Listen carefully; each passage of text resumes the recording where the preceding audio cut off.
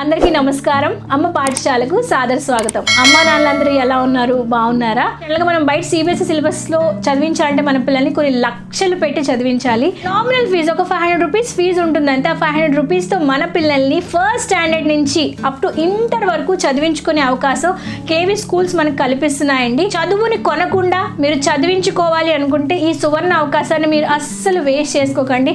Last year 2025 notification పడినప్పుడు నేను మన ఛానల్ నుంచి వీడియోస్ రిలీజ్ చేశాను. చాలామంది ఆ వీడియోస్ చూసి అప్లై చేశారు. వాళ్ళ పిల్లలకు కూడా ఫ్రీ సీట్ వచ్చింది. I'm very much happy. ఈ రోజు ఈ వీడియోలో భాగంగా 2026లో నోటిఫికేషన్కి సంబంధించి కంప్లీట్ డీటెయిల్స్ ఎక్స్ప్లెయిన్ చేస్తాను. ఈ వీడియో రూపంలో pin to pin, point to point మీకు ఎక్స్ప్లెయిన్ చేస్తాను. సో వీడియోని అస్సలు మిస్ అవ్వకుండా ఎండ్ వరకు వాచ్ చేసేయండి. వెళ్లే ముందు వీడియోని ఒక్కొక్కసారి లైక్ బటన్ ప్రెస్ చేయండి.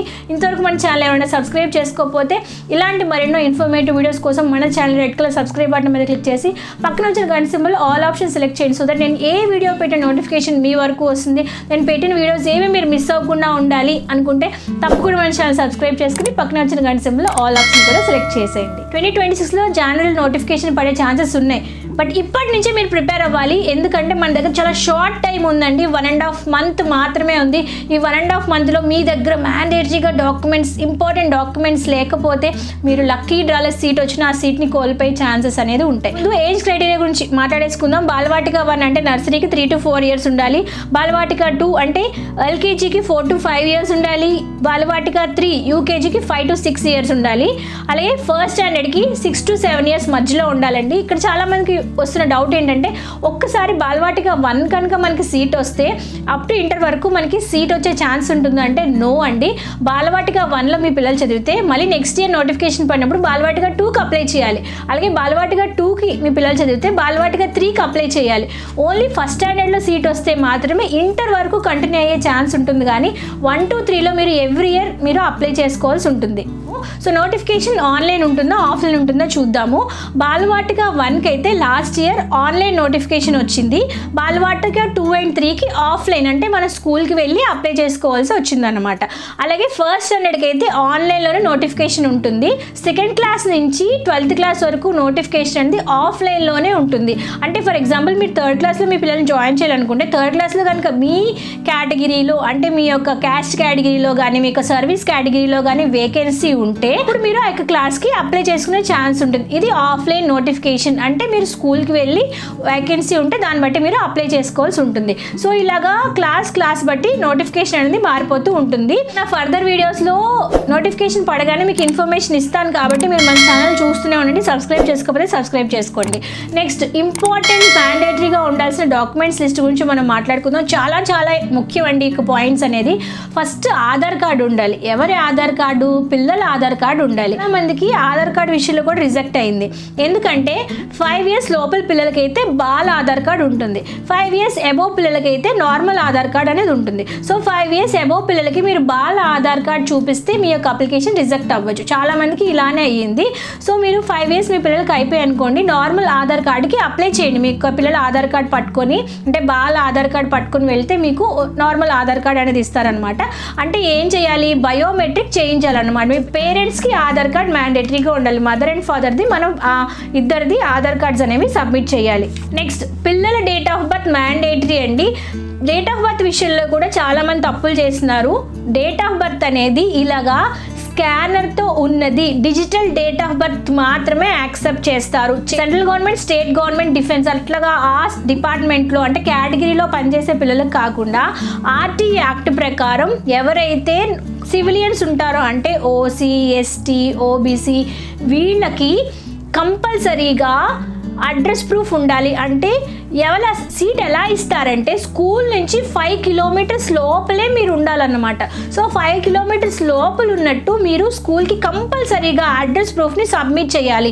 ఆ అడ్రస్ ప్రూఫ్లో భాగంగా మీ ఆధార్ కార్డ్ ఇవ్వచ్చు, మీ ఓటర్ కార్డ్ ఇవ్వచ్చు, మీ యొక్క గ్యాస్ వస్తుంది కదా ఆ గ్యాస్ బిల్ ఇవ్వచ్చు, కరెంట్ బిల్ ఇవ్వచ్చు, డ్రైవింగ్ లైసెన్స్ సబ్మిట్ చేయొచ్చు, పాస్పోర్ట్ ఏదైనా సరే మీరు ఆ అడ్రస్లో ఉంటున్నారు అని చెప్పి కంపల్సరీగా అడ్రస్ ప్రూఫ్ని సబ్మిట్ చేయాలి. చూపించాలి. ఒకవేళ మీ సొంత హౌస్ కాదు, మీరు ఒక రెంటల్ హౌస్లో ఉంటున్నారంటే రెంటల్ అగ్రిమెంట్ అయిన వాళ్ళకి మ్యాండేటరీగా మీరు చూపించాలి. అలా చూపిస్తేనే 5 కిలోమీటర్స్ లోపల ఉన్న వాళ్ళకి, సివిలియన్స్కి, కామన్ పీపుల్కి మాత్రమే ఈ యొక్క అవకాశం అనేది ఉంటుంది. అడ్రస్ ప్రూఫ్ మీరు తప్పు చూపిస్తే ఈజీగా సీట్ క్యాన్సిల్ అయ్యే ఛాన్సెస్ అనేది ఉంటుందండి. సో 5 కిలోమీటర్స్ లోపల ఉన్న వాళ్ళకి ఎస్సీ, ఎస్టీ, ఓబీసీ, ఓసీ ఎవరైనా సరే కంపల్సరీగా నేను చెప్పిన లిస్ట్లో అడ్రస్ ప్రూఫ్ కంపల్సరీగా మీరు అడ్రస్లో ఉంటున్నారని చెప్పి అడ్రస్ ప్రూఫ్ని మ్యాండేటరీగా సబ్మిట్ చేయాలి. నెక్స్ట్, మీరు ఒకవేళ central government, state government employees అయితే మీకు దగ్గర ఉండాల్సిన డాక్యుమెంట్ ఏంటంటే 7 years మీ సర్వీస్ సర్టిఫికేట్ ఉండాలి. ఇక్కడ నేను జెస్సీ వాళ్ళ ఫాదర్ సర్వీస్ సర్టిఫికేట్ చూపిస్తాను చూడండి.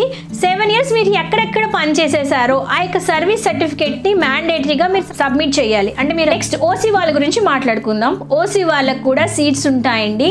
ఓసీ వాళ్ళకి ఇన్కమ్ ఎంత ఉండాలంటే 8.5 lakhs లోపల మీ యొక్క ఇన్కమ్ ఉంటే పర్ యానం మీరు ఎలిజిబుల్ అవుతారు.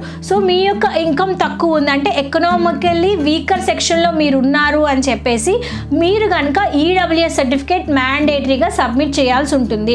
ఈడబ్ల్యూఎస్ సర్టిఫికేట్ మీ దగ్గర లేకపోతే మీరు ఓసీ వాళ్ళైతే ఇమీడియట్గా మీ యొక్క ఈడబ్ల్యూఎస్ సర్టిఫికేట్ని అప్లై చేయండి. అడ్రస్ ప్రూఫ్ సబ్మిట్ చేయాలి ఓసీలో, అంటే 5 kilometers లోపల ఉన్నట్టు. అలాగే ఈడబ్ల్యూఎస్ సర్టిఫికేట్ కూడా మ్యాండేటరీగా అప్లై చేసుకోవాలి. ఇప్పుడు మనం ఎస్సీ, ఎస్టీ వాళ్ళ గురించి మాట్లాడుకుందాం. ఎస్సీ, ఎస్టీ వాళ్ళు కూడా అడ్రస్ ప్రూఫ్ సబ్మిట్ చేయాలి. అలాగే మీ యొక్క క్యాస్ట్ సర్టిఫికేట్ని, అప్డేటెడ్ క్యాస్ట్ సర్టిఫికేట్ని మ్యాండేటరీగా సబ్మిట్ చేయాలి. నెక్స్ట్, ఓబీసీ వాళ్ళ గురించి మాట్లాడుకుంటే మీరు బీసీఏ, బీసీబీ, బీసీడీ, బీసీఈ ఎందులో ఉన్నా సరే మీరు కంపల్సరీగా ఓబీసీ సర్టిఫికేట్ని మ్యాండేటరీగా సబ్మిట్ చేయాల్సి ఉంటుంది. మా పాప ఓబీసీ సర్టిఫికేట్ ఇక్కడ మేము పెడతాను చూడండి. మేము బీసీసీ కేటగిరీ కింద వస్తాము. ఓసీ అంటే జనరల్గా మనకి ఇచ్చిన క్యాస్ట్ సర్టిఫికేటే కాకుండా ఓబీసీ సర్టిఫికేట్ అని సెంట్రల్ గవర్నమెంట్కి సంబంధించిన సర్టిఫికేట్, ఇది మనకి సచివాలయంలో ఇస్తారు. ఇక ఓబీసీ సర్టిఫికేట్ కూడా పిల్లల పేరు మీద ఉన్న ఓబీసీ సర్టిఫికేట్ ఉండాలి.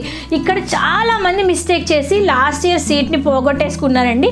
ఓబీసీ సర్టిఫికేట్ ఫాదర్ తీసేసుకున్నారు, కుదరదు.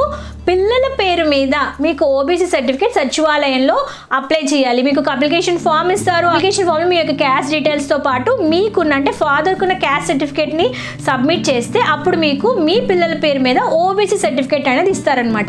ఇది అంత ఈజీగా అవ్వదు. అప్లై చేసినంత మీకు రావడానికి మినిమం 1 month టైం చాలా ఈజీగా పడుతుంది. మేము ఆల్రెడీ స్ట్రగుల్ అయ్యాం కాబట్టి చెప్తున్నాను.